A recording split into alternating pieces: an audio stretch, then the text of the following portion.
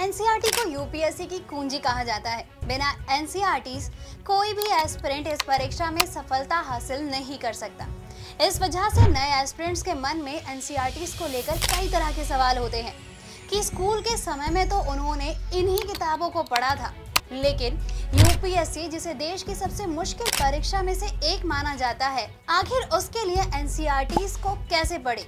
क्या यूपीएससी के लिए एनसीईआरटी को पढ़ने का कोई अलग तरीका होता है? टॉपर्स इन किताबों को कैसे पढ़ते हैं? ये वो सवाल है जो हर एस्पिरेंट के मन में आते हैं। अगर आप भी इन्हीं सवालों से परेशान हैं तो हमारी आज की ये वीडियो आप ही के लिए है। नमस्कार, स्वागत है आपका प्रभात एग्जाम के हमारे YouTube चैनल पे। अगर आप हमारे चैनल पर पहली बार आए हैं तो हमारे चैनल को लाइक और सब्सक्राइब करना ना भूलें। तो बिना किसी देरी के चलिए शुरुआत करते हैं हम आज की यह वीडियो। हम सभी ने अपने स्कूल के दिनों में जो एनसीईआरटी की किताबें पढ़ी हैं, वही किताबें हमें यूपीएससी की तैयारी के दौरान पढ़नी होती है, जिस वजह से सभी एस्पिरेंट्स कंफ्यूज हो जाते हैं और उन्हें समझ नहीं आता कि आखिर एनसीईआरटी को कैसे पढ़े। इसको पढ़ने के लिए क्या कोई नया तरह की स्ट्रेटेजी बनानी होती है? तो इसका जवाब है बिल्कुल नहीं।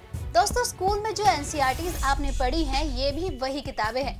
बस फर्क इतना है कि पहले आपने इन किताबों को सिर्फ अपना स्कूल की परीक्षा पास करने के लिए पढ़ा था, वहीं अब आप इन्हें यूपीएससी क्लियर करने के लिए पढ़ रहे हैं। लेकिन यहाँ ध्यान देने वाली बात ये है कि इस समय आपको हर टॉपिक को अच्छे से और समझ कर पढ़ना है। इसके साथ ही आपको हर टॉपिक को पढ़ना है और साथ साथ उसके नोट्स भी बनाते रहने हैं। लेकिन उससे पहले जब आप एनसीईआरटी की किताबें पढ़ना शुरू करते हैं तो सबसे पहले आप पिछले साल के क्वेश्चन पेपर्स को देखें, उसका एनालिसिस करें और जानें कि आखिर यूपीएससी में एनसीईआरटी से किस तरह के सवाल पूछे जाते हैं। इसके साथ ही टॉपर्स की ओर से लिखे गए उत्तरों को भी देखें और समझने की कोशिश करें। इससे आपको परीक्षा में आने वाले सवालों के बारे में जानकारी मिलेगी और आपको उसका जवाब किस तरह से देना है इसका भी पता रहेगा। वहीं कई बार देखा जाता है कि यूपीएससी के बड़े सिलेबस को देखते हुए कई एस्पिरेंट्स एनसीईआरटी हो या कोई दूसरी किताबें सभी को जल्दी पढ़ते हैं, जिससे कई बार कई जरूरी टॉपिक्स छूट जाते हैं। तो कई बार वे कुछ टॉपिक्स को अच्छे से समझ नहीं पाते। ऐसे में दोस्तों, आपको इस बात का ध्यान रखना है कि आप अपने हर टॉपिक को बराबर समय दें, जिससे आपका कोई भी पॉइंट छूटे ना और सभी टॉपिक्स आपको समझ भी आए। इसके अलावा कई एस्पिरेंट्स ऐसे होते हैं जो एनसीईआरटी की किताबों का रट्टा मारने लगते हैं, जो कि एक गलत तरीका है। इसमें रट्टा मारने से कुछ नहीं होगा।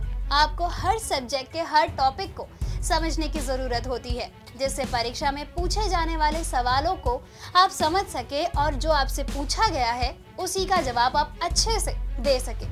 अब कई एस्पिरेंट्स के मन में ये सवाल आ रहा होगा कि क्या यूपीएससी की परीक्षा में एनसीईआरटी की 6 से लेकर की 12 तक की सारी किताबें पढ़नी होती है? तो ऐसा बिल्कुल नहीं है। आपको इसके लिए परेशान होने की जरूरत नहीं है। आपकी इस परेशानी का हल हमारे पास है।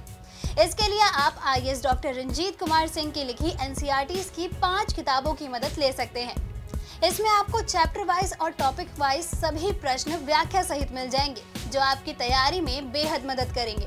तो दोस्तों, अब आपको पता चल ही गया होगा कि यूपीएससी में सफल होने के लिए आपको किस तरह से एनसीईआरटी की किताबों को पढ़ना है। अगर आपको हमारी वीडियो पसंद आई हो तो इसे अपने दोस्तों के साथ जरूर शेयर करें और अगर आपके पास हमारे लिए कोई भी सवाल हो तो उसे कमेंट पे लिख के हमें जरूर बताएं। जल्द ही आपसे फिर मुलाकात होगी एक नई वीडियो पे एक नए टॉपिक के साथ। तब तक के लिए नमस्कार।